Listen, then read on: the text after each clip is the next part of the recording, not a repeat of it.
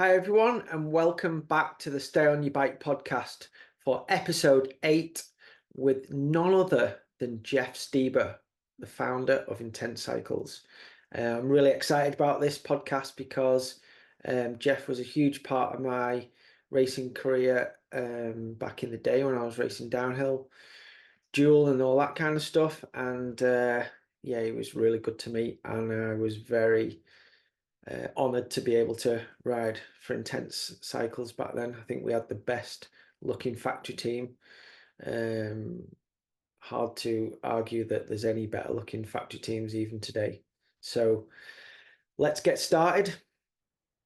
And so here we are at the Intense factory, and as per usual, Jeff is working away on some legendary bikes in the background, exactly how when I first met him back in 1999, and nothing has changed. So hey Jeff, how are you doing? Hey, good. Let me turn this welder off. There we go. What are you working on there? That Just looks working on cool. day in the office. Wow. Yeah, for me, this is like a day in the office. This is my office here, the prototype shop here at Intense. But I spend quite a bit of time here. Always working on something. We've introduced the DJ bike recently, so still playing around with that and trying to continuously evolve the design a little bit here and there, always having fun. This is actually of a production sample. Wow, I like that color. Yeah, cool, huh? And it has like a chrome decal treatment and a little bit of a fade there. Wow, Pretty that's cool. super cool. Yeah, and so we introduced this earlier this year, and there were 2 colorways available. So we keep we'll always offer 2 colors, and one of them's kind of the safe, more mild colorway, and then the other one we'll do wild things with. So we're gonna have fun with that one. We did a first introduction was a 30-year anniversary red, white, and blue one. That was pretty cool. And then this one's gonna come out shortly with this colorway. But yeah, that's actually been a good project, and kind of back to our roots a little bit, back in the day, and you were a big part of that development of the original Taser, and it was really built as a dual slalom bike, right? Yep. I still have my Taser hardtail frame, the one without the seat post. I still have that. Okay, lucky you. Yeah, and the thing was, we discontinued that bike for a while, and we stole the Taser name, obviously, for our e-bike because it made so much sense, and it works with the e-bike, right? Yeah. So now, creatively, we call it the DJ. Nice, nice. I think it needs a good name, and maybe that'll come along. But anyway, the bike's available now, so that's awesome. No. Hey, how's it going? Okay, mate. Yeah, not too bad. Thanks very much for coming on the podcast. I'm super excited about this one because, back when I was racing for Intense, coming to your factory and hanging out with you and seeing what you did, making all the bikes, for me, that was as cool as actually going and racing the World Cups. I absolutely love that stuff. And you always had time to show us what you were doing and ask us what bikes we would like, and that was just a huge part of the whole racing for me. Well, there was a lot of collaboration with the racers for sure, and a lot of those were one-on-one friendships and relationships that developed in those early years.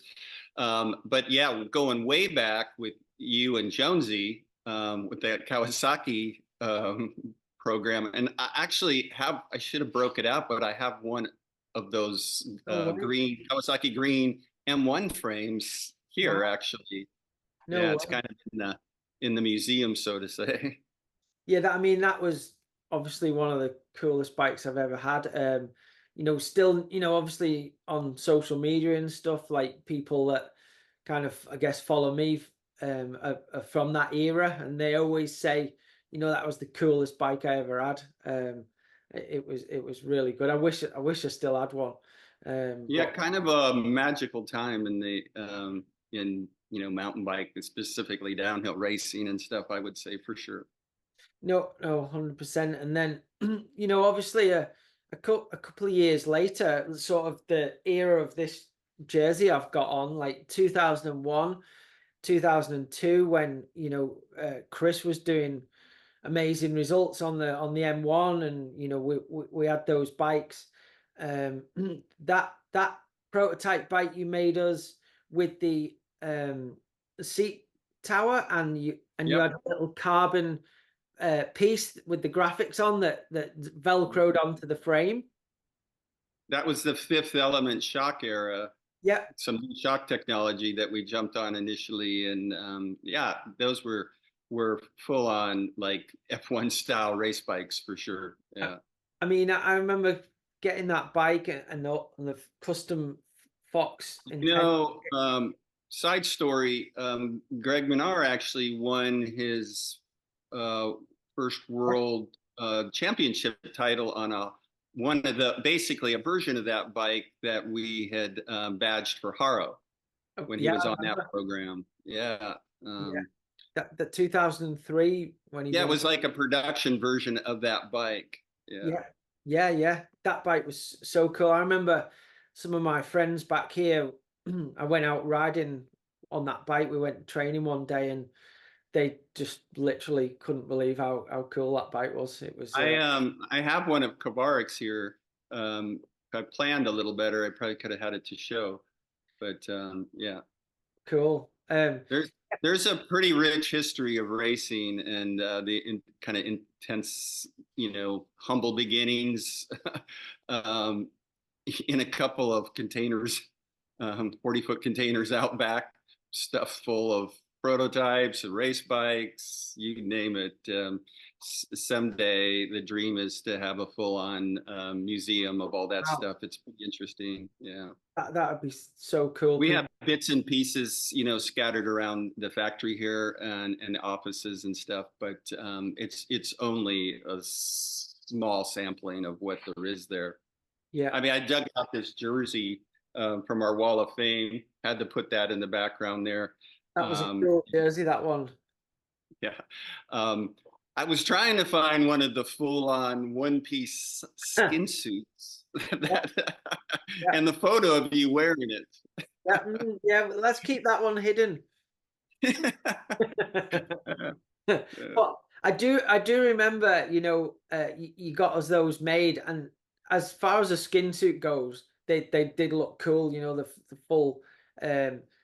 Yeah, the kit graphic was based off of the jersey, from that era, and I was trying to think that was for some specific races where we were like, chasing those hundredths of a second, and a skin suit made sense. Maybe I don't remember it was the Kamikaze or something at that time. Anyway, if that was even running in that era, but we did a lot of stuff like that for sure. No, you were always looking for innovative things that would make the riders go faster, and that the time we had those skin suits for the 2002 Fort William World Cup, that was when Chris won by like 14.5 seconds. So yeah, he had kind of the secret weapons at the time. He had the intense sticky rubber tires. Yeah, they were phenomenal. And he had the initial intense sticky rubber shoe. Yeah, which later became the 510 shoe. But yeah, and the most adverse conditions you could imagine there. And I think to this day, that is still a biggest gap win at a World Cup. Yeah, 14 seconds. Yeah, for sure. I believe Nicholas Vulio did a similar winning margin on Cap Die before that, but it was a kind of different style of track, but definitely for the modern tracks, nobody's ever got close to that, I don't think. I raced that race as well. That was actually my best result at World Cup. I got 10th. Our bikes were, like you say, I don't think anyone had a better race bike or program than we had then with our kit, the bike, Yeah, and tires, the everything. the tire compound was pretty unique, and at the time we had actually experimented with the 510 stealth rubber on tires, and in those kind of conditions it was amazing. Like, it would really grip. If it was dry or a fast track, no way, because there was just too much, Drag. like, coefficient of friction. It was like too sticky. Yeah, yeah, And the tires were like, you could drop the tire, it wouldn't bounce. It yeah, was, yeah, it was almost dead, but it would just grip on anything, like any rock. And, I think, as a lot of people know, Fort Will, certain sections of it get even better if there's a little bit of rain. yeah. But it was the wood section, at that era where, it was just a mud bog, and it was like he probably made up a lot of time on the flat pedals, Yeah. having the shoes and the tires, and yeah, it just was kind of a combination, I think, where maybe equipment helped, I mean, and then yeah, just a perfect day where everything came together for the racer. and to be fair, I mean, I was on the same equipment as Chris. Yeah, And, I didn't quite go as fast as him, so he had a but little bit, still, a little still bit. that was an amazing result at the time.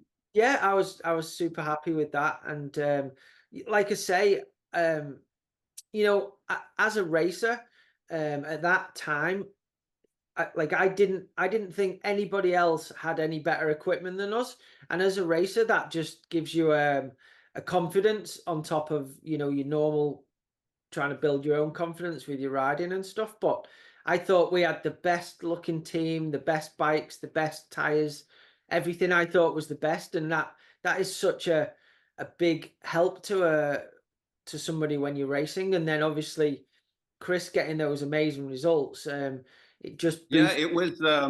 it was the Chris and Sabrina show for sure in that era, and pretty scrappy team, like the underdogs. And we were consistently on the podium, let alone all the other riders that were on intense badged bikes through, like, the late 90s into the early 2000s. There's quite a roster there, that were Oh, riding the chassis, so to say, under a different, brand's badging. So no, um, for sure. I we mean, always had the little bit of a secret weapon on the intense factory racing program. and so just tell us a little bit about that. How did the M1 come about? Because obviously the first time we really saw intense in the UK was, we had really good magazines in the UK. And when we saw Sean Palmer on that M1, that just changed the sport, in my opinion. Yeah, well, when I first started actually building mountain bikes, and just having some background in moto and off-road riding, I just figured, well, hey, the bike needs suspension. And you were starting to see, we're talking late 80s, early 90s, you were starting to see some of the early suspension bikes popping up. Rock Shock, Manitou, um, had kind of a product that they were introduced, using elastomers or simple damping. But, it was pretty much in its infancy. And then on the frame side, like with full suspension, companies were playing around with elastomers and things, which kind of, and pretty bad designs that actually induced a lot of, pedaling induced a lot of suspension compression and things like that, that just, robbed the power from the riders, was the whole stigma at the time. And they actually gave probably initially full suspension bikes kind of a bad name. Yep. But in this, if I was going to do this, I'd been into riding mountain bikes for a while, hardtail mountain bikes and stuff, and living in SoCal at the time, on the basically right on the edge of the Cleveland National Forest with an extensive trail network. We were having a blast riding mountain bikes on the trails, in those early, I would say through the early mid 80s into then. And then it was like, okay, I'm looking for something new to do, and being an innovator, kind of, designer, artist, craftsman guy. I was always building. I get into something and I got to try and make it better and put my own spin on it. And that's what I was doing. And so I did come up with a suspension system that was really efficient, kind of an early, what was kind of coined as FSR, a 4-bar, a very simple monostrut kind of design. And that initial bike was actually an all-around like trail cross country style bike called the Spider. Yep. But at the time, the cross country guys thought, oh, the full suspension, no way, it's going to rob my power. The courses were designed a certain way, a lot of where it probably wasn't necessarily an advantage. But the downhillers saw it and adapted to it. And so right away, there was some downhill guys all of a sudden, and people, very early on. Kathy Sessler, for example, lived in the neighborhood and found out about it and was out there, racing downhills on one of the early Spider frames. Caught some attention. And so I realized there was a need for a downhill specific bike. What's designed. The only thing holding it back at the time was, the fork manufacturers. And at the time, I just didn't have the resources or really the knowledge to go and build my own fork. But so that was the one, until RockShox came out with the Judy fork, which I believe had 4 inches of travel. And then they finally came out with a dual clamp that was 6 inches. The fork was always the thing that was kind of holding it back a little bit, but the rear suspension was being evolved. And, you see a lot of the early M1 pictures out there. And it started out as a strut design, kind of just a longer travel, beefier version with more aggressive geometry than the Spider frame. And then, that's when it caught the attention of a lot of the moto guys that lived in the area. Yeah. Really starting with Mike Metzger, who was, godfather of freestyle and raced moto. And he basically lived, around the corner. And he was really into riding bikes and BMX and dirt jumping. And so kind of hooked up with him and got him going on some mountain bikes. And then he introduced me to Sean and Randy Lawrence, and the rest is kind of history there. But right away, when I got like Sean and Randy involved early on, they're going, okay, yeah, this is great, but we need to make the suspension more active. Let's like a motorcycle, like a motocross bike. Right. And so that's when the developed the linkage, which I called a swing link, but it was basically a linkage driven shock at the time with like I'm going to call it a horse link, 4-bar style, basically a 4-bar design. And that changed everything. And the early shock manufacturers were really focused on air shocks for mountain bikes because of the weights and different things, but we needed a coil. Yes. And so I had to go outside of kind of the bike, those companies, to get like to smaller companies. I remember Works Performance, and there's Kuster was another one that made off-road shocks, and for motorcycles that make custom coil shocks initially. And finally, John Marking from Fox shows up with the first vanilla coil.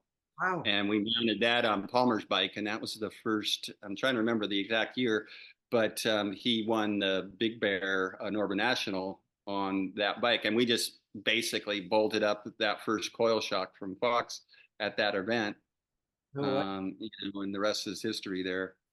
And what fork did he have on when you got that shock? I'm trying to remember if it was RockShox or still, and I'm drawing a blank. Senior moment here, but that info definitely is out there. I'm trying to. Some of those dates are unclear, so I'm not. Don't worry, it's okay. So just thinking back to then when you were struggling to get the suspension and the forks, just obviously me thinking now, was trials motorbikes not a very big thing in California? Well, yeah, it was probably a pretty kind of yeah, I would say not that it wasn't in the forefront. There were people doing it, and there's lots of good places to ride trials and that sort of thing. But it wasn't something that was really. But to your point, there might have been, like Marzocchi Monster Tea evolved from, or something like. But eventually, that stuff came along Yeah. as downhill got more popular. And in those early years of downhill racing, and extreme sports were kind of like the cool thing, right? And X Games, all this sort of stuff. But within mountain biking, the downhill component compared to XC at the time was much more exciting and kind of fit into that extreme sport thing. So it got most of the attention. Mhm. So the focus was more on downhill probably. And for me, we were building full suspension bikes. So honestly, I never built hardtails even until way later at all. And the first bikes I built were always all full suspension. So it allowed Intense to be established early on as a full suspension leader. And hey, not to change subject, but congratulations on the Foes collaboration.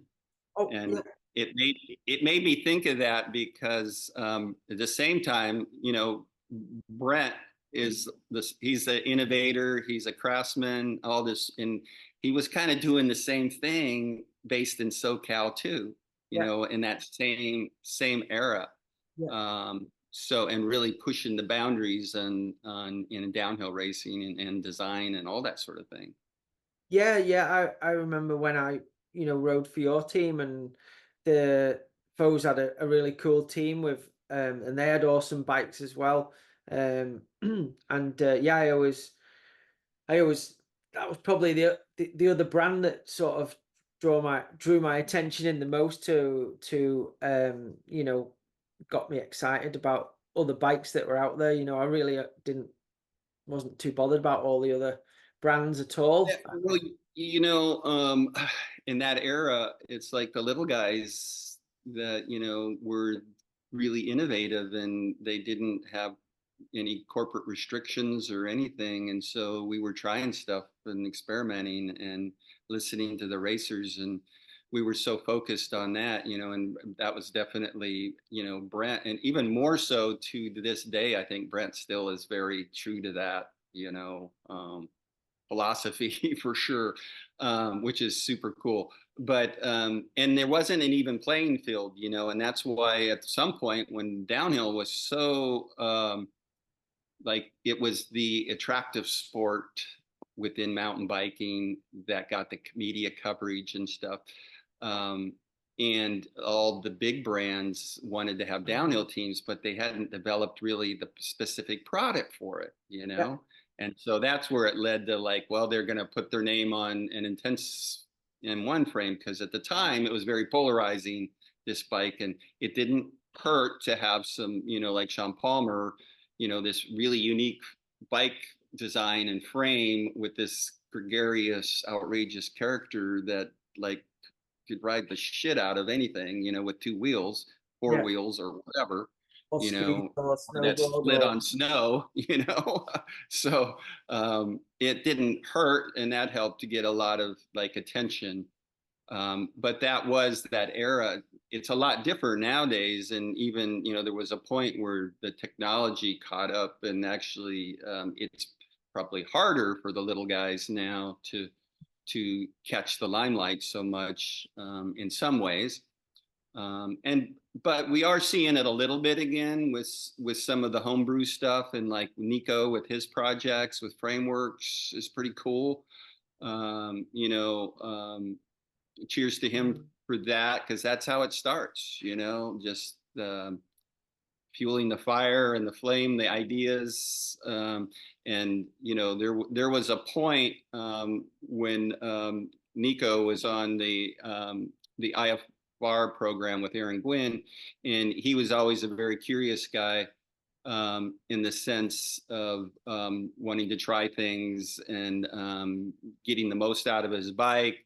And we had this attitude within the team, and the goal was to develop the next generation intense like race bike, Mhm. of what I call having a learn it all attitude instead of a know it all attitude. And that really helped us because it's like, okay, we're not afraid to like, we did a lot of comparisons with modern day downhill bikes that were winning bikes or proven winners and different suspension platforms, because we didn't want to box ourselves into a certain platform that might restrict us performance wise or something. So, but Nico had that attitude also. Yeah. So he was very curious, and we did a lot of testing of, and made that available to the team riders that helped us make decisions of where to go next, from what we learned. And sometimes racers, because they're sponsored by a certain brand, they don't necessarily get an opportunity to try other product, and No. they're promoting the brand that they're sponsored by, of course. So giving them that opportunity to open their minds and say, hey, we don't care, we want to learn, so anyway, I think that was huge. And you see a lot of really cool innovation going on again because of where the sport has elevated to. um, it's fractions of seconds, and you got a new crop of young guns coming up that are like just amazing, so yeah. Yes. And a lot of the big brands are putting a lot of resources and time into to innovating and experimenting again, which is super cool. Yeah, definitely. There's quite a few questions I'd like to ask you about all that stuff.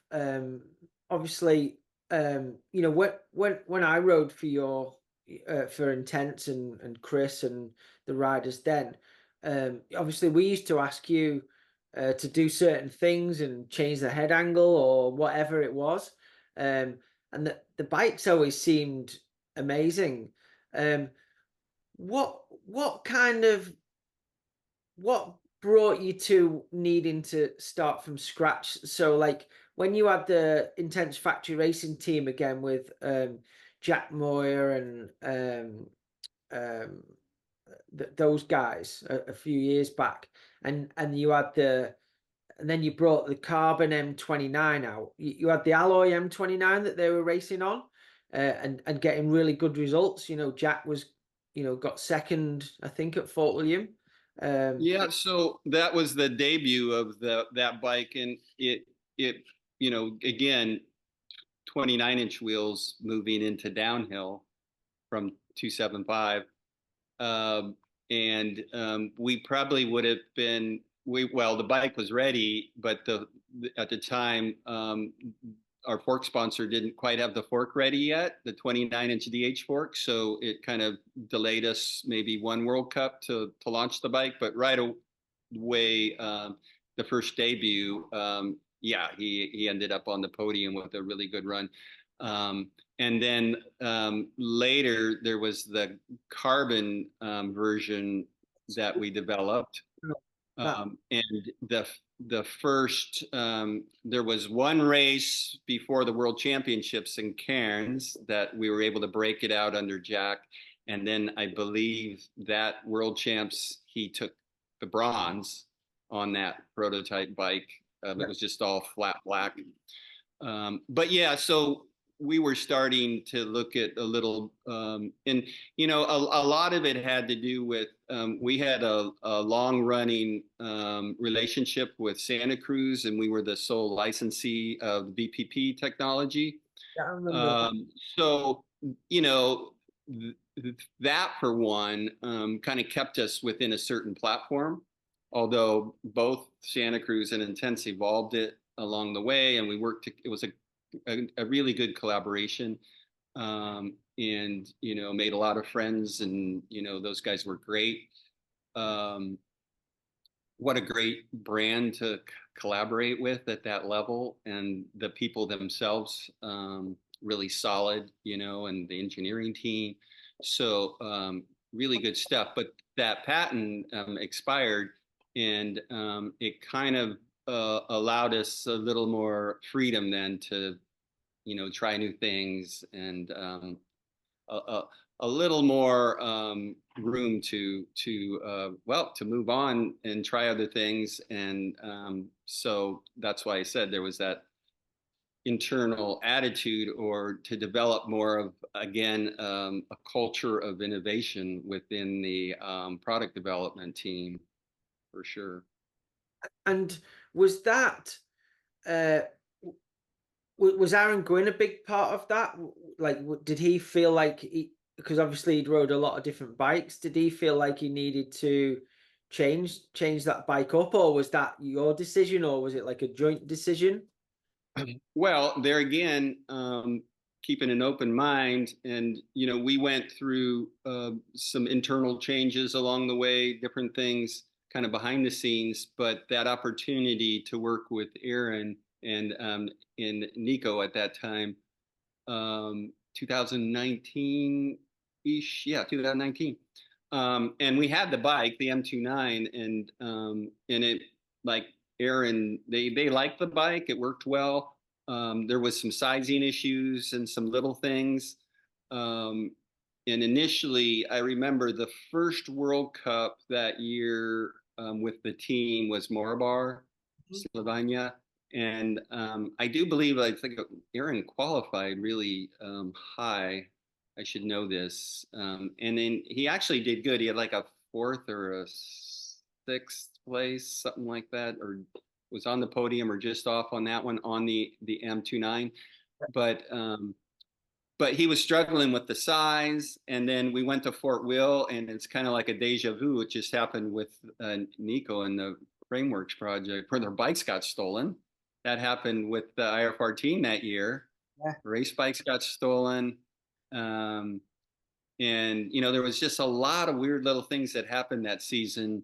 And it kind of also, Aaron has his own, I'm going to call it racecraft, the way he races, his style. He puts the pieces together to create a racing run. Yeah. And he's one of those guys that incredibly fit, dedicated, trained, also has worked with a lot of brands to develop products. Yeah. So perfect guy to work with for developing a new bike and giving feedback. And he's gonna take what you have and try and make it better. So the idea was, again, very open-minded. So we did start working, and even towards the end of that season, I believe he was on a 275 version of the M29, some alloy bikes. It evolved, changing some linkages, things like that. But there was a point where there was some things that we thought, after we tried a lot of other designs, and we go, okay, we want a little bit of that, and we want a little bit of this over here, and we want some of that from this one, and how can we get that all in one package? How did you go about doing that? Did you just literally go and buy some other bikes or borrow some other bikes? How did Yeah, you do that? so part of that was, yes, purchasing a stable of, like I alluded to earlier, of kind of the top winning bikes that seemed like a good starting point.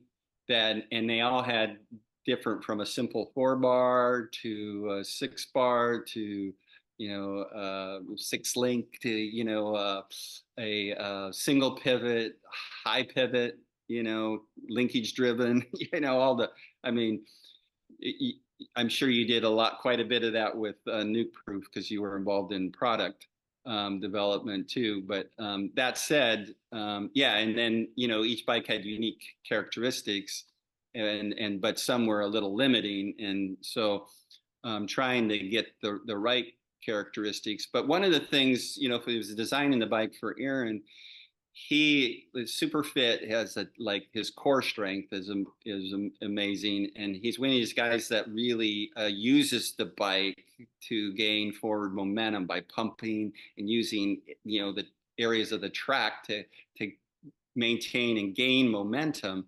And that's how he would pick up these seconds in different places. And so he would always talk about, like, he could get on a bike and right away tell if it was a fast bike or not.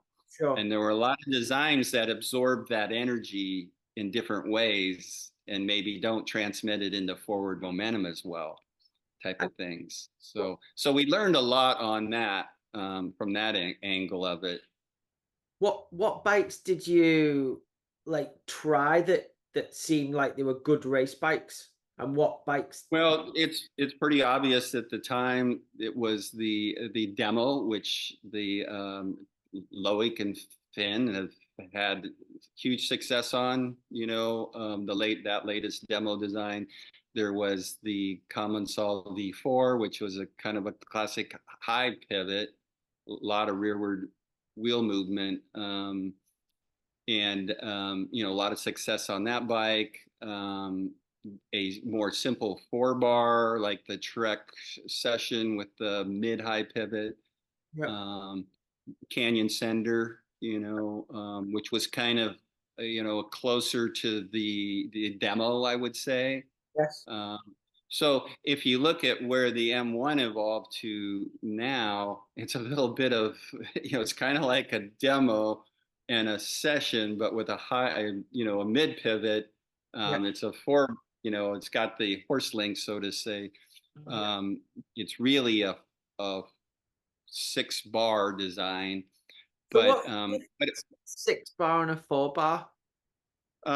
just the configuration. So it's like you could almost say it's you know the M1 is a 4 bar, but then it has a linkage driven shock that's like a 2 bar of linkage.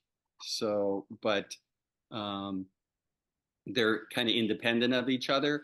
And but what we were striving for there is, a lot of designs. It's like it did one thing really well, Yeah. and if you tried to make a change here or there, the different perimeters were affected, like the important ones for downhill.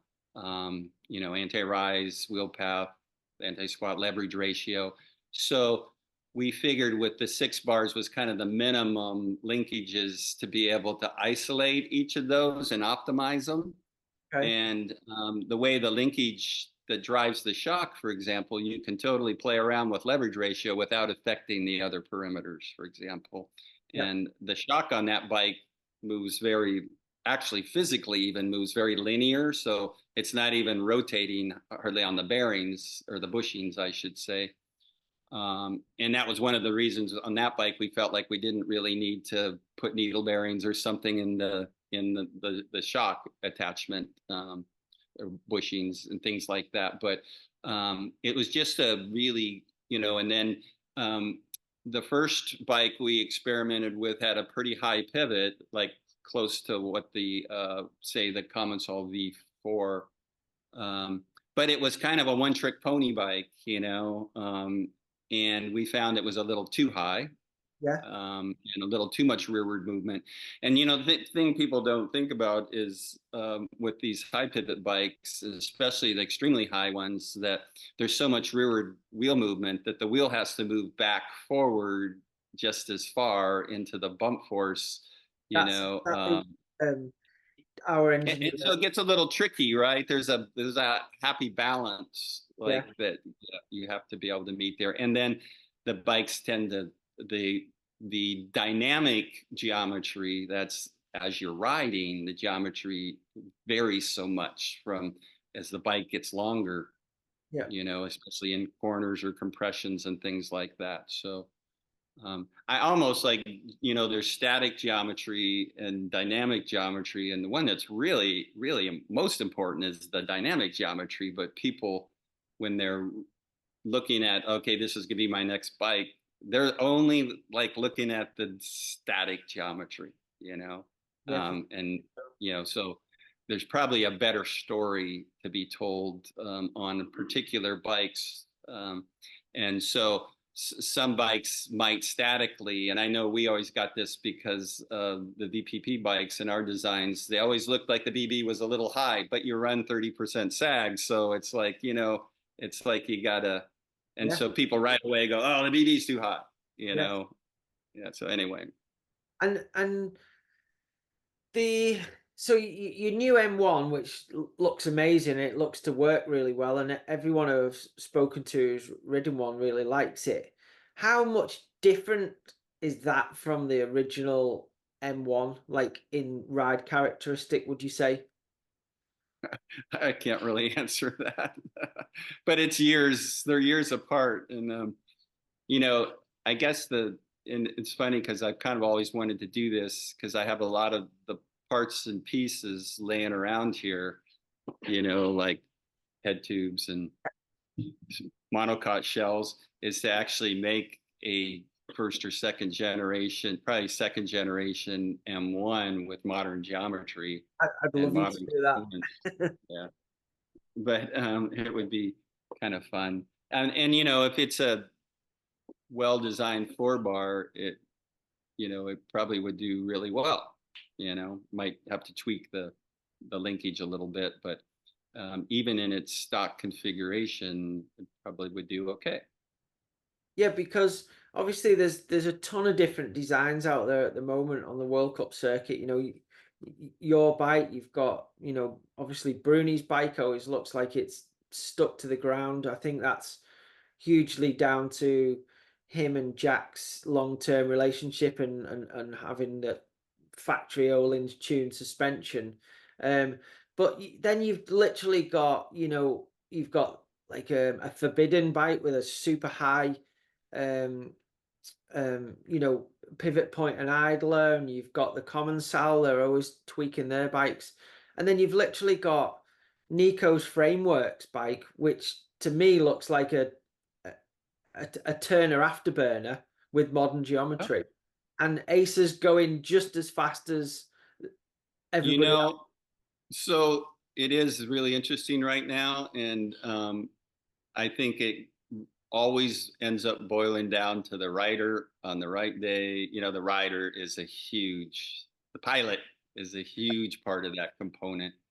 And then tires and everything else plays a huge part. But it's so much the rider, and we're chasing little, you're seeing electronics on suspension and different things now. And it's like, I mean, they're trying everything to capture those fractions of a second, but it really boils down to the pilot and the Absolutely. program to some degree, but the pilot. Yeah. Hey, we're seeing, to your point, there's single pivots. I mean, the guys I know, was it last year on the nuke proof bike that Ronan, he got a snowshoe? Was he second or? Second.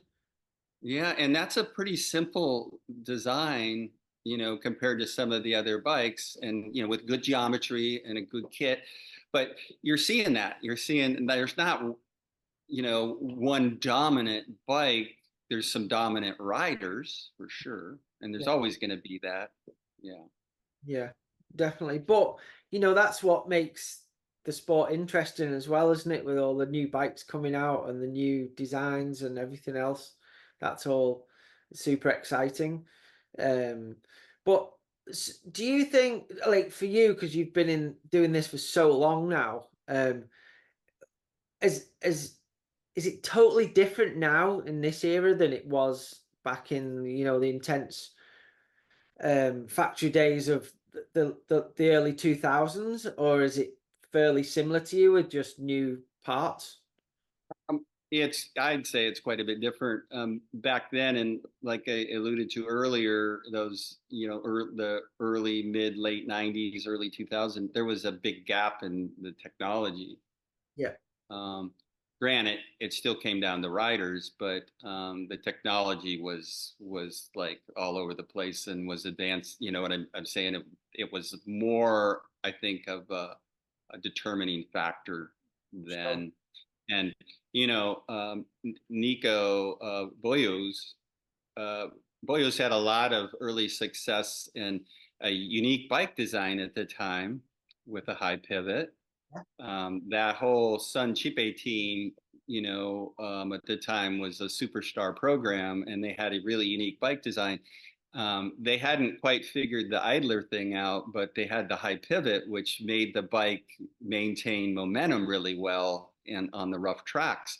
Yeah. And they learned to ride the bike for its strengths. I mean, you got a ton of pedal kickback in that bike at the time, but they learned to ride it for its strengths, Yeah. and it did really well, because there was, with the high pivot design without an idler to redirect the forces, there was so much interference Yeah. feedback into the pedals. But you could remember Nico just charging through like these rough sections so smooth. And they, in any form of racing, it's all about maintaining momentum, right?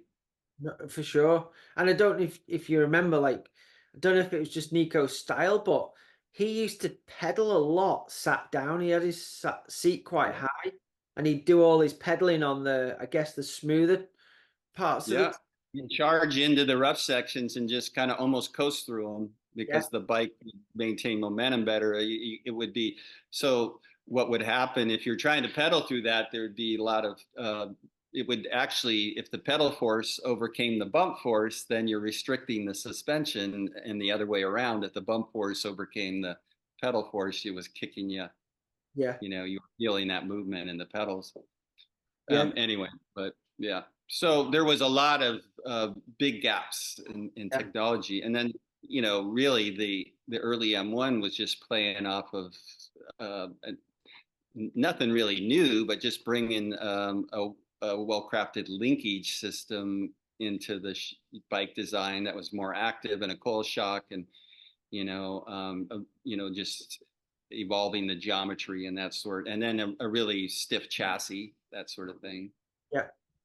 And is it even like, is it more exciting for you these days because there's so many more options on, suspension and gearboxes and everything else you can build a bike around? Is it got more exciting? It is. It's always exciting, and you can always pick out the areas you want to focus on. Like, for example, you mentioned gearbox, and you can't overlook that.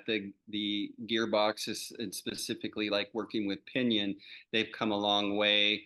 And people aren't looking at that as just like for touring bikes or something like that. There's actually, okay, what's some of the next ways? Like, it actually applies pretty well for a downhill bike if you break down, what the wants and needs of a really well-rounded downhill bike would be, in low center of gravity, getting rid of the, managing unsprung weight, simplicity, things like that. So it's worth investigating, like what's the next, Yeah. thing that's gonna benefit in some way. So like we're playing around with it, um, in the recent years, and all through the IFR program with Aaron. We worked really close with John Hall, and he's come on board full time in the last, year or so since that program disbanded. But that's always been a real like passion of his to work on a gearbox downhill bike. So he's kind of been one of the, I'd say, the leading proponent or fire behind that project internally too. So he And raced, he raced on it at one of the Monster Downhill Cups. yeah, so it's been out there at some races, and the riders have thrown a leg. And we just honestly on that, because the current M1 design is very easily adapted to it because of just the architecture of it. It was real easy for me to fabricate up an initial like MVP, a minimum viable prototype, to get out and kind of actually start writing and maybe do some data acquisition. That's the comparisons, but way ahead of putting it under a team writer. But with the two current programs, Joe Breeden's IFR program and then the MS Intense program, we hope to at some point during the season, to see some pro riders out there at a World Cup. with Right. that project if it warrants it. But we're doing all the homework behind the scenes first. Yeah. They have a good race bike currently, but and we don't want to mess with that until we have something that we feel is some sort of an advantage. Yeah. And it's also a little bit of a side project we've been doing with Trump. That's a German manufacturer. They're probably the premier of CNC laser, 3D printing machines, just and manufacturing processes in the world. And we did a collaboration with them on the M1. Just that looking at different potential new technology for manufacturing processes. Sure. And this was that you might recognize this as the kind of the main backbone, I call it, of the M1. Yeah. And this piece, and the way we designed the bike, this calling it the backbone, it's the main piece that supports all the linkages and structural members. And then you have two spots where the front end welds onto this, and then the rear attaches through links. But all the things that have to maintain really specific concentricity, like links lining up and pivots and things, are bottom bracket, are all part of this one piece backbone. And originally, the prototypes on the bike, we machined these out of a big block, not practical.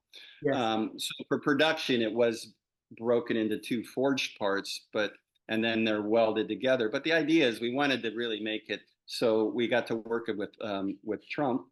Cool. And it just so happened at the same timing, a company, Elementum, came out with a powder material, printable material that is a 6061 alloy that you can print, and it's weldable and heat treatable, and it maintains the same mechanical properties as standard drawn, aluminum tubing or billet aluminum. And so they could actually 3D print this, and then we could weld to it. Wow. And make a bike. Yeah. And so that was a little project. All printed as one piece. Pretty amazing. And it welds just like, I couldn't tell the difference from billet machined aluminum or whatever. And then all the structural testing and everything.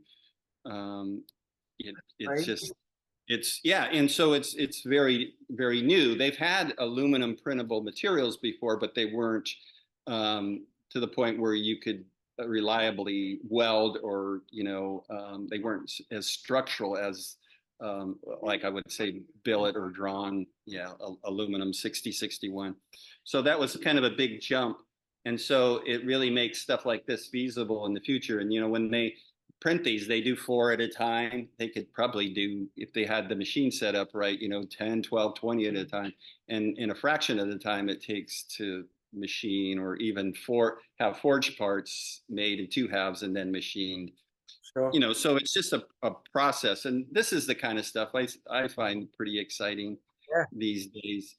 And you see a lot of people experimenting with 3D printed lugs and bonded tubes and stuff. But for us and for me, I'm set up, I can make a prototype in a day, but I'm set up to weld stuff. And that's we're a welder. That's our fabrication and prototyping process.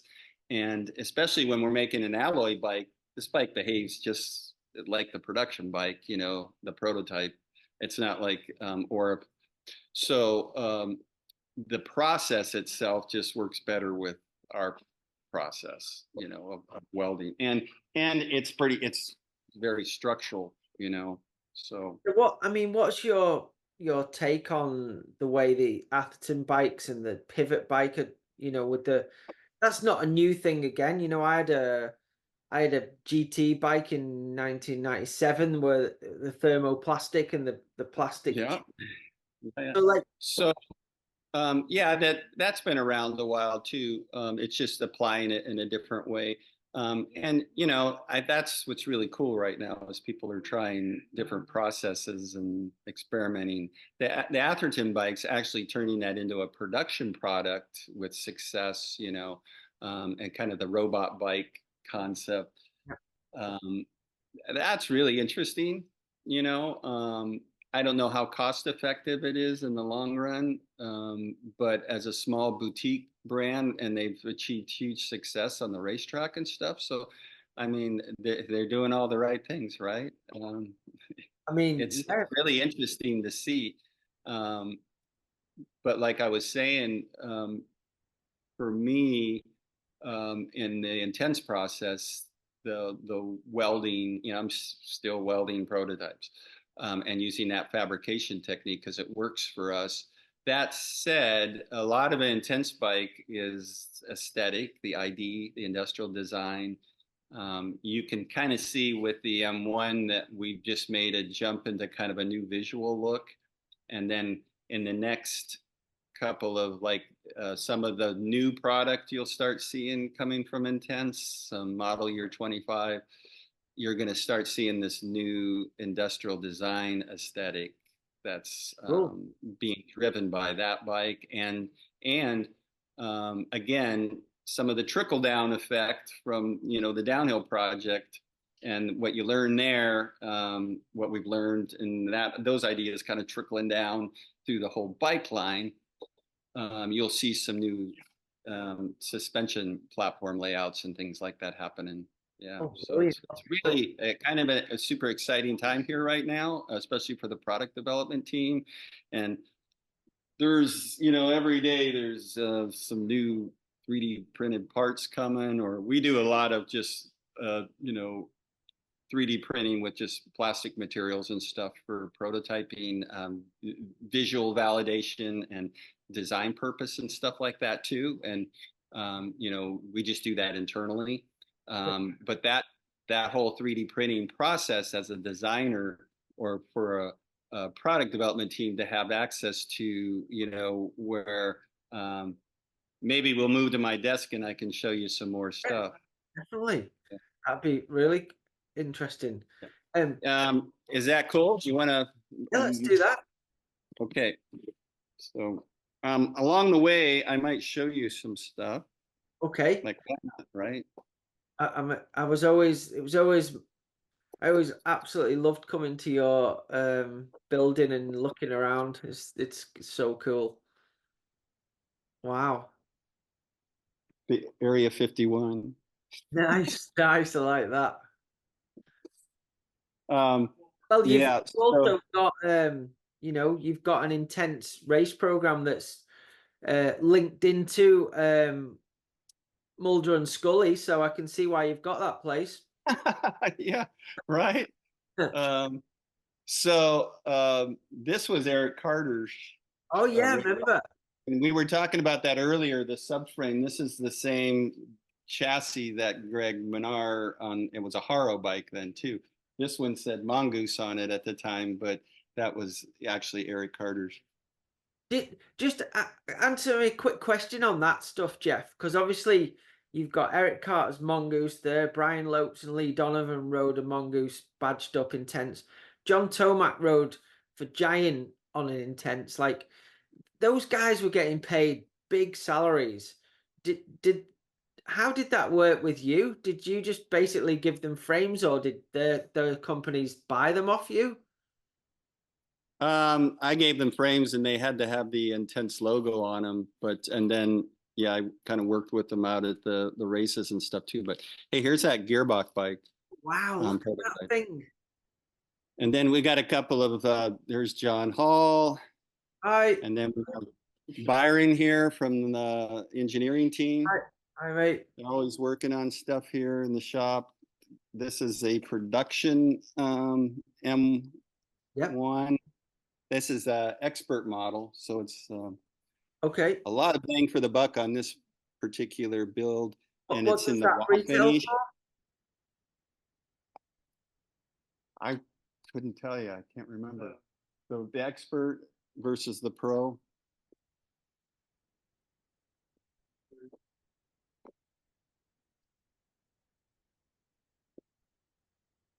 We'll get that for you. No worries. The Pro is 7,500 US, Yeah, and the Expert's right at 6,000. yeah, that's a good price. 59.99. That sounds better. Yeah, that's a good price. Is the downhill scene in California, is it picking up, would you say? Well, there are local series. I would say in the U.S., the East Coast is like with all the bike parks and Yeah, Wind Rock, Rock Creek. yeah. There's a bunch of action going on there. But there's gonna be a round at Big Bear later on in the summer, isn't there?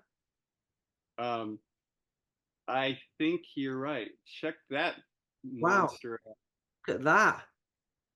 So I think I need to bring back a neon fluorescent M1. Yep, If there's any category where or bike segment where neon colors kind of work, it might be downhill. yeah. So, I also think you should do a limited edition red and yellow one with like the the original, yeah. I know what you're talking about. Everyone used to always joke that we're sponsored by McDonald's. yeah, but I reckon if you did a limited edition M1 in that colorway, people would snap it up. Yeah. So, back in the office here, but we were talking about 3D printing. Yes. Hold on here. And so we do a lot of like little frame sections just to look at how the surfacing and like if we're designing an integrated seat clamp or something, how everything works. E-bikes are big things. So like the skid plates, Yeah. these are just plastic parts that we print to kind of validate, visual ID, stuff like that for bikes. And that's pretty commonplace these days for product development. Yeah. For sure. Yeah. And Quicker, it's doesn't it? such a powerful tool. We even mock up sections now to do a better job at cable routing, for example, to kind of know before you cut molds and open for a carbon bike, you might have made an alloy prototype, but now on the carbon bike, you're running the cable routing's a little different. It's internal tubes, things. So you can mock all that up ahead of time in a 3D model and make sure everything activates well and there's no sawing of the cable, for example, or the housing, whatever. Now we're getting into more electronic shifting, so some of those issues might go away. Sure. We were doing a lot of experimentation on those early with the race team of again different manufacturing processes where this is like a strut. This is a M1 strut, but it's completely CNC machined out of one piece. Wow. You see a lot of people doing that, but we learned there's nothing for strength to weight ratio that can, it may look cool and all, but it always ends up to get the same, I would say, mechanical numbers. It's almost, yeah, we always go back to tubes, Yeah. Yeah. Yeah. at least where we're at. So, but that's a swing arm that's completely machined out of one piece. Yeah. So I guess that's a similar thing to like what Bruni and Finn and the specialized guys have got on the demos at the moment. Yeah, yeah.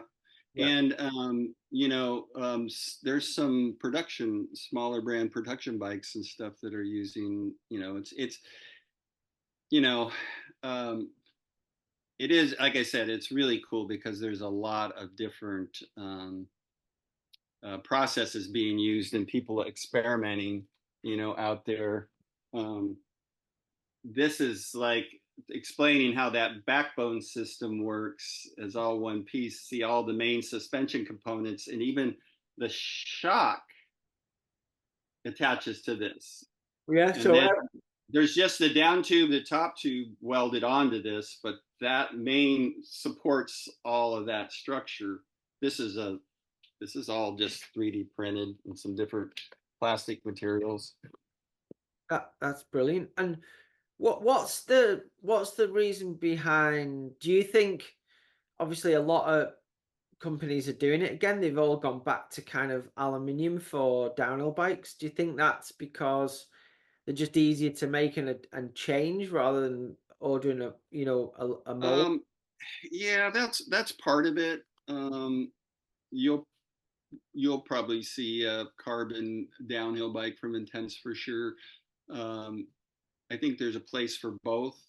Yep. But from a development side, it is. I mean, if we're developing a bike with a race team and prototyping, we're not in this position where we could probably already be doing that as a carbon bike. Unless we do a lot of work behind the scenes and it's not out there on the racetrack yet. Now, um, seeing Canyon come this year to the first World Cup with a whole new carbon platform, Yeah. well, they're a company that's obviously able to do that. Um, and with a pretty unique valid design. But I know there was talk and sightings of they probably were working on that behind the scenes last year, just not racing the product because I think the bigger brands a lot of times have to be very careful when you have inline product that could be cannibalized when you see something new too soon, and it's like, oh, I'm gonna wait, So it's a little touchy, but and in the scope of things, the amount of downhill bikes you sell compared to the amount of money you put into developing them, Yeah. for smaller companies, it's a little more challenging in that respect, I would say. But we do look at it. It's like the pinnacle of innovation for us. And like I was saying earlier, like the ideas we're learning there, a lot of that trickles down throughout the whole bike line then eventually. So it is beneficial, Yeah. for sure. But alloy is just a lot easier to work with. Definitely. And what do you think? Obviously, a few years ago you were getting really interested in and playing around with like electric motorbikes and Surons and doing your own version. I remember you showing me a picture. Do you feel like the future of mountain biking is going to be more e-bikes rather than conventional bikes? Maybe not away from the racing. What's your thoughts on all that? I think for sure, like e-bikes, I mean, we're approaching 50-50 on e and pedal bikes, and the amount of more accessibility for people to enjoy mountain biking through e-bikes is phenomenal. And I mean, just getting like people who weren't willing to put in the time and effort to to really excel on a pedal bike, let's say, and they're able to go out and have a blast on an e-bike and really embrace the sport now, um, at all levels. Healthy people with physical ailments or age barriers, anything like that. Kids, wives, families. It all makes sense. Probably on a bigger scope is the impact of e-bikes, or I should call e-mobility or micro-mobility, on um, adapting to the future in the way and transportation in general, Yeah. and that becoming a more core part of how people get around, town, that Yeah. sort of thing. That's more cost effective and more efficient and sustainable and easier on the environment. All those key things, and it's super fun at the same time. Yeah. So I know here we're seeing even Temecula, for example, in Southern California. It's a really bike friendly city, and they've built a pretty unique infrastructure of paved bike paths. And there's, probably, I think when it's the main perimeter bike path is all done. It's like 17 miles that loops around the whole city, and then you can access the city anywhere through it. But it goes under the freeways, so you don't have to, and it's dedicated. They're doing a really nice job of this. They're actually, for the first time, is they're kind of ahead of the consumer base. Like Right. they're putting the facility in before almost, you know what I mean? And now, because I use it all the time, like I'll ride my e-bike or the lunch, or I go running or whatever, and I use these trails, and I see so many people on different forms of e-bikes, Yeah. commuter bikes, name it, this and that, using those bikeways now to get around. And I see people with shopping bags and all sorts of stuff. So all different ages and groups of people. So I think that's all good and part of the like I said, more of a mobility plan that makes sense for the future. And eventually families will have, they'll have their electric car, that, they'll have their the modern house of the future, um, will be designed with sustainability and solar. And you can either charge your car um, from your house or charge your house from your car, but you're probably going to have a couple of two-wheeled or some sort of micro e-mobility product. So for me, when we started developing e-bikes, it just kind of, it's a whole nother playground, right? Yeah.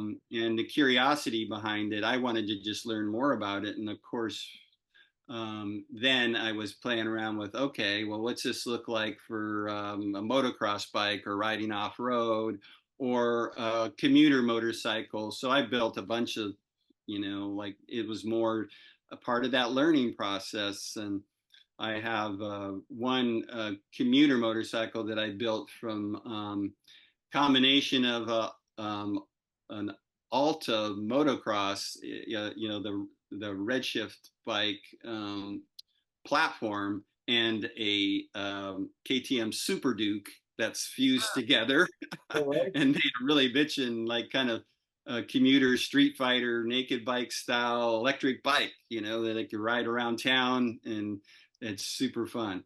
And I can plug it into a regular wall socket to charge it, kind of thing. So it has a Brilliant. built-in charger and everything. So, but I see that kind of as a future thing that's evolving Yeah. more and more, for sure. And e-bikes, is they're just a blast. So Yeah. And are you, so are you, obviously you're busy with the race programs and stuff. I saw a while ago that the Gates and Pinion sort of people had put up a like a a ransom, an award for the first person to win a downhill World Cup using the Pinion and Gates belt drive. Is that something that um you're going to try and get after with your race programs, or is that just well, there was initially some energy. I know Joe Breeden, the IFR program, was pretty keen to, but it's just probably not something we're actually chasing at the moment. But we've started the process with the M1 gearbox bike that I showed you earlier there. So, you know, in the spirit of development and curiosity, what happens? it's in the look at, and they're really supporting it in different ways, which is super cool. Yeah. Um, and cheers to them, and so we'll see. Right now, we have kind of coming to market next season. There's several models, new models, and the thing the thing I'm working on at the moment, and it's so funny because you put all these hours into engineering and the development of a bike, and the toughest part, believe it or not, it always comes down to color and graphics. Yeah. And what do you name the bike? At least for us. And No, so no. I'm here. I've got colored tube samples. Like my whole desk here, if you saw it, is just full of All the different like colors. yeah. So like in analyzing the mark, like what are the the current color palette trends in the industry and outdoor industry going into model year 25, 26, for example, and automotive and whatever, and so it's there's always an opportunity to create a new trend or be on trend and whatever, and I want to do a better job of that. So again, kind of opening up that philosophy of trying to be a learn it all guy instead of a know it all. And there's some amazing stuff I'm learning about how people's emotions react with color and stuff like that that have just kind of taken for granted. At the same time, you know, when you're talking color and and color and graphics, it has to relate to the brand and the branding, to some degree. So And then, and everybody has a different opinion on what's a cool color. I mean, obviously nowadays, like I live in an area with lots of mountain bikers now, and I see, since I've lived here for 2.5 years, there's so many trails here, like 3 4 minute 2 3 4 minute downhill trails, but quite steep. Um, but obviously it's quite a slog to get to the top. It's like a 300-meter climb to get to the top of the hill. So you see more and more e-bikes all the time now. Since I've lived here, I'd say you probably see more e-bikes now on a weekend than you do. are you in Wales now? Oh, I live in Leithen in Scotland. Okay. All right. Yeah. So steep up, steep down. Yeah. So I've ridden a little bit of that, and yeah, it can be a pain fest, huh? yeah, like e-bikes You got are, to work. You got to work for it. yeah, Yeah, e-bike could be lovely there for sure. yeah, and you see a lot of them, but what also you see here is there's so many more female riders nowadays, and obviously a lot of females like a different color bike to a lot of men. So is that something that you think about when you're doing your colorways for your bikes as well? Well, it is. It's a little tough because we're trying to make things simpler and not offer as many choices, keep SKUs low, Yeah. because it's always like you have too many colors and you're always out of the one that everyone wants, and um, so I try to take the mild and wild approach, but when you only have two, the mild one's pretty easy to come up with. It's You don't want to go too wild.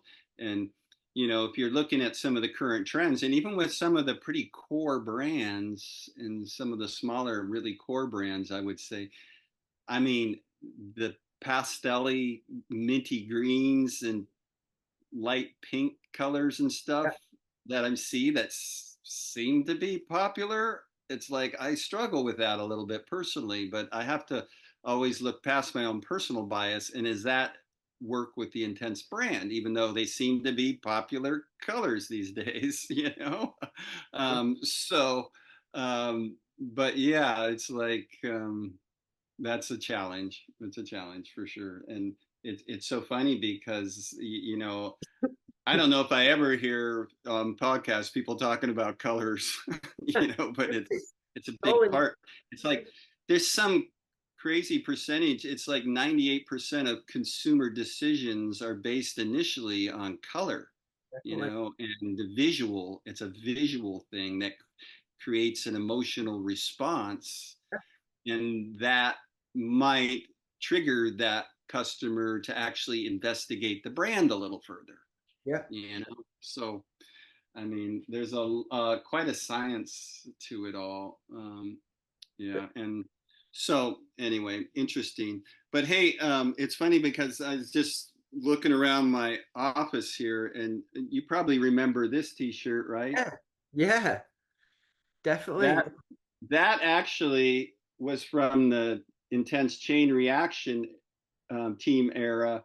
Yeah. And that silhouette of racers was actually the team. It was like a That's right. photograph that it had taken and made yeah, it's a silhouette.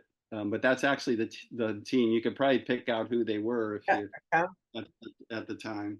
And I But also remember when you did that T-shirt, we came over that year and we went up to ride the Elsinore downhill track or the intense track.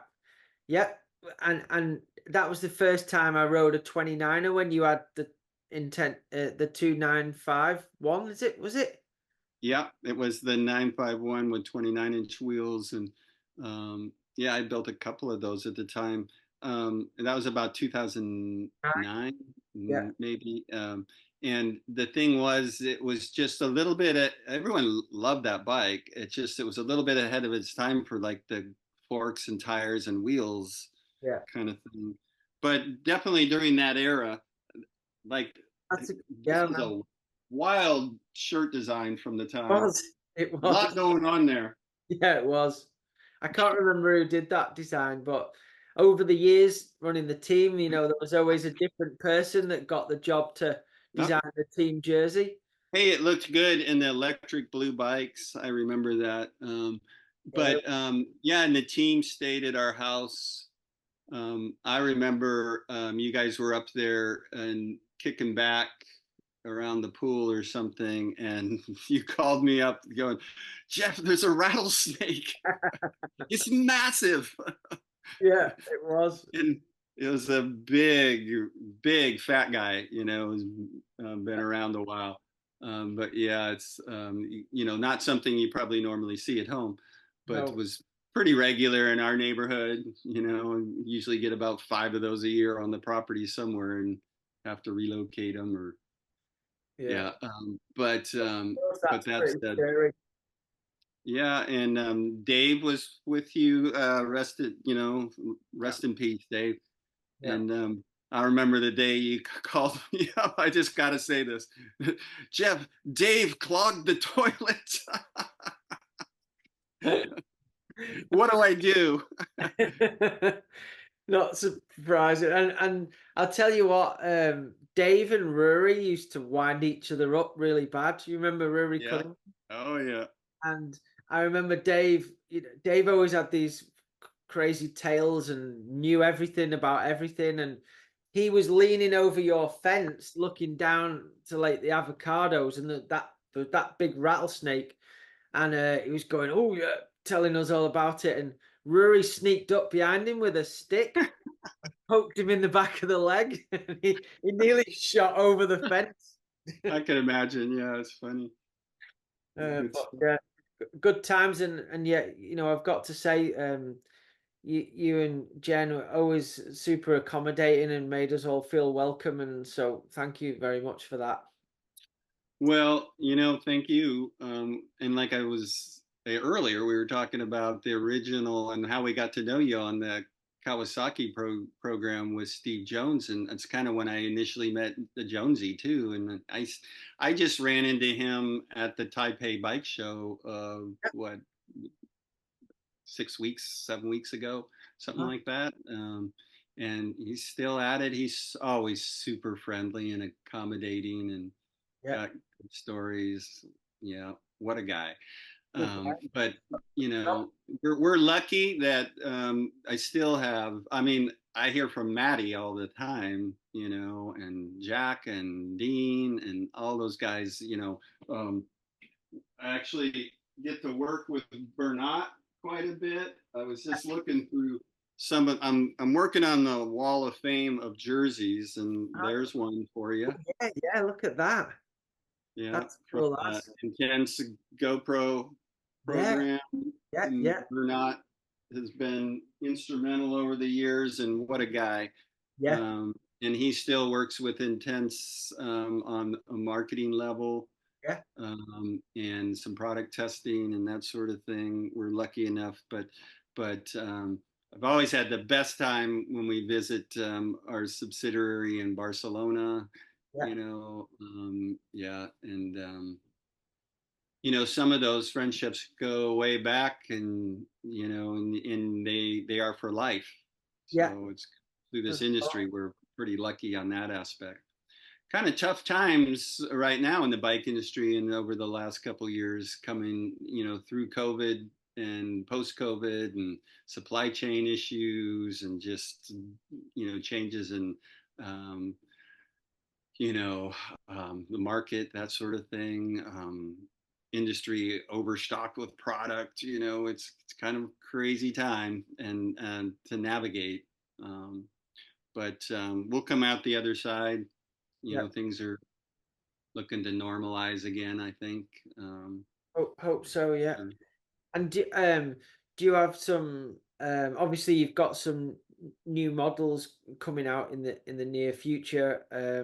Have you done any really cool designs, different stuff in the e-bike sort of?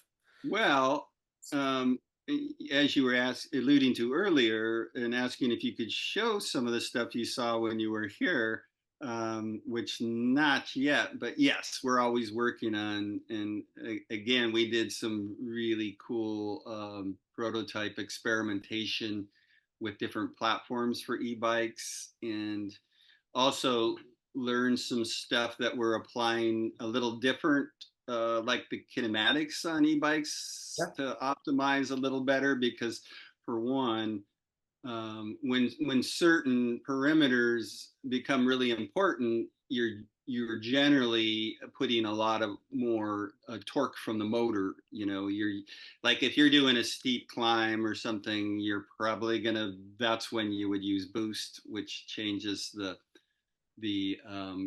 kind of, I would say, the demands on the suspension system a little bit, because there's a lot more torque being put into the system. So sometimes, to optimize the suspension kinematics on a pedal bike versus an e-bike, they kind of have different wants and needs.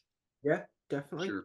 And so, really, kind of boiling down how to then translate that into a good, e-bike design, but is kind of pulling from a similar suspension system that works on a pedal bike also. It's just tweaked a little differently because of the extra power and weight and that sort of thing. Okay. And then Um, but there's a lot of neat, that the technology on e-bikes is advancing so quickly, yeah, and it has settled down a little bit, but we keep getting new players. SRAM has a new drive system. Bosch has some amazing systems right now, and some new stuff that'll come out next year. Just they're constantly evolving, and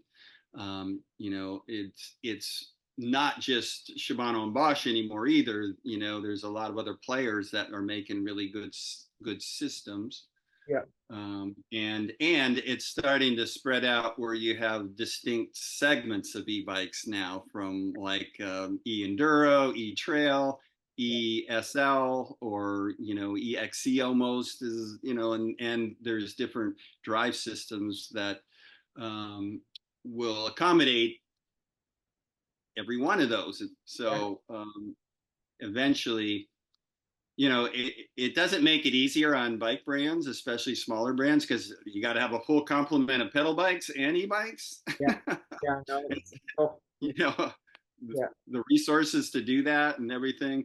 So it's like, you got to either be somewhere in the middle or one or the other, or yeah. So we're taking kind of the middle road at the moment, because you got to kind of have both yeah. for sure. But yeah, it is a fun time. Yeah, obviously different depending on where you live is, a big factor on choosing what bike you need.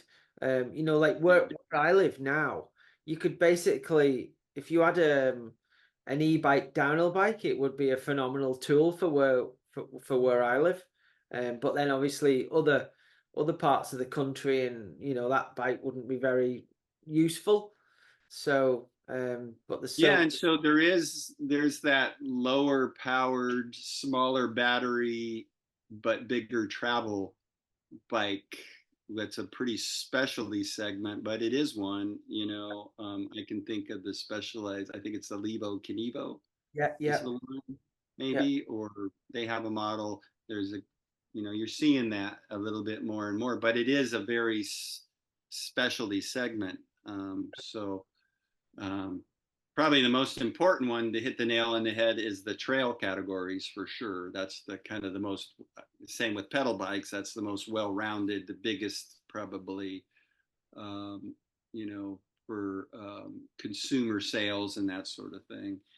Whereas like That's in the UK, I would say more people would go for an enduro style bike, even if they don't need that much suspension, just because that's kind of what people go for. Uh, Yeah, and you don't hear people on e-bikes really complaining that they have too much suspension, so to say, because of the assists. yeah, Although it is really interesting when you throw the right motor and battery on a XC style bike, and really like a super lightweight, yeah, aggressive, almost like a downcountry style okay, platform, but with the light drive system. yeah. It's pretty fun. That well, I actually did. We have a race series based around this part of the country. They have like quite a few races throughout the year, and last weekend they had the electric weekend they call it, and it used the three different riding locations in the valley, and it's a 2 day enduro race. But you've got to manage your battery and stuff. So we had like six stages on the Saturday and then seven stages on the Sunday. And it was quite a good big event. It was really cool and it was really fun, to be honest. And they had a mixture of trails. They had a few full downhill tracks, and then they had some more flowy, flatter, more beginner tracks and stuff, which are still challenging when you're trying to race them. But it was interesting, all the different bikes that were in the race, seeing whose battery and motors would make the loop round. Like I've still got an old EP8 motor with a 630 battery, and I had to basically use my bike in eco for the whole loop and Oh, right. turn it off on the flat sections just to manage my battery to do the like 51K race on the Sunday. Yeah, But and so the thing we're seeing now too is the new power cell technology moving to the 21 700 cells, which have much better power density, and they charge quicker, things like that. So oh, that's okay. happening kind of on this, at the same time. Things are advancing really quickly. Um, and then, looking forward to the day, I always say this, but kind of one of the exciting things that happened when space travel moved into the private sector, and you had companies like SpaceX and like going into space and developing all the technology to be able to do that. But also, they're looking at that technology will trickle down into their consumer products, kind of like back in the day when it was NASA, for example. All the technology to send men into space and all the product innovation, like the materials and things from that eventually came into the consumer sector. But now you see actually big companies doing this, and you don't do anything in space without batteries and battery storage and stuff. So the technology that's there already to be able to do that and is advancing, you could imagine why Tesla would be interested in, Yeah. and that whatever you want to call it, the solid state battery, digital battery, or whatever, the new power, that'll be amazing when that hits, in the next Right. whatever five, yeah, whenever whoever cracks that and it makes its way into where you're powering your e-bike with a battery the size of this, Yeah. or something, Yeah. for sure. I mean, that can happen in the near future for sure. And do you think like some of those companies like Tesla and stuff, as mountain biking gets bigger, do you think they'll start trying to move into the Well, you're environment? already seeing that where some of the more forward-thinking car manufacturers are acquiring um, uh, e-bike mountain biking brands, or like systems like Fazua, Porsche. Yeah. It's part of the future mobility plan coming full circle, like I said earlier. Yeah. And so it makes sense if that's where it's going. Like everyone who has like a electric car eventually is probably going to have electric two wheels something for close. Like if you live, you know, close to town, you're going to use that just to do those quick shopping trips or whatever, that sort of thing. For sure. Yeah.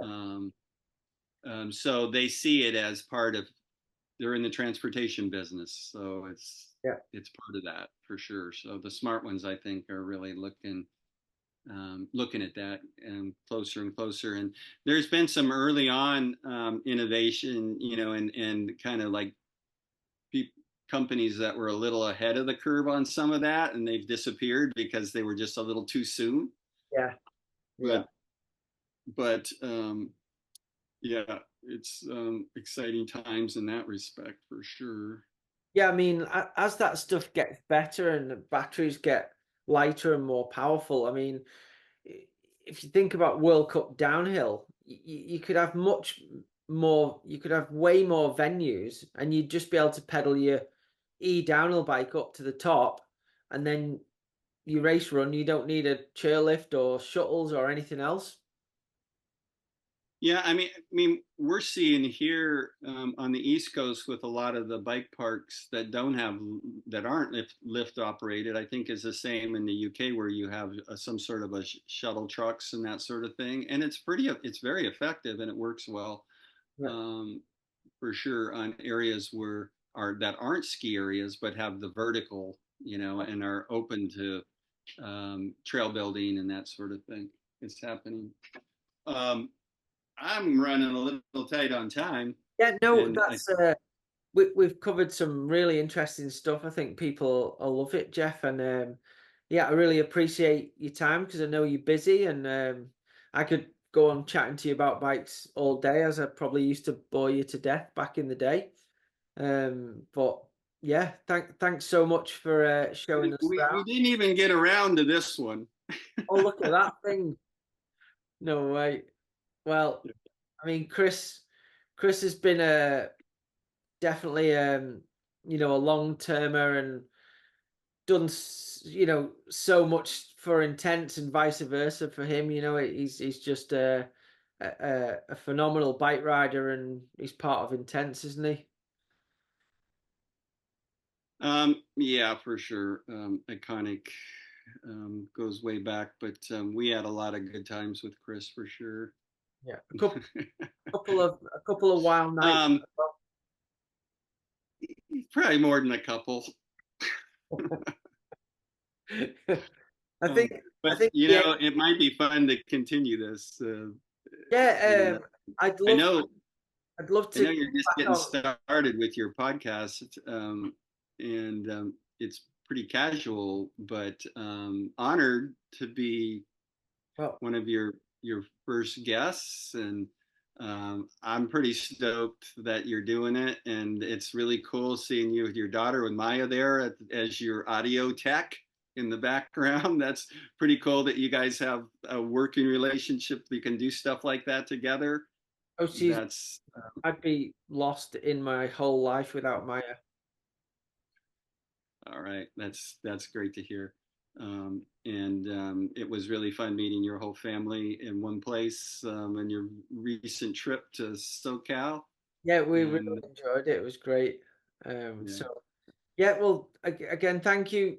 Honored to have you on. Thank you for everything you've done for me over the years. I really do appreciate everything you did for me back in the day. And yeah, it was an honor to ride for the Intense race team. It was some of the best times of my life. all right, it's great to hear. That's what keeps me moving forward, bro. That Keep sort of going. stuff. You're doing a good job, mate. Yeah. And, All right.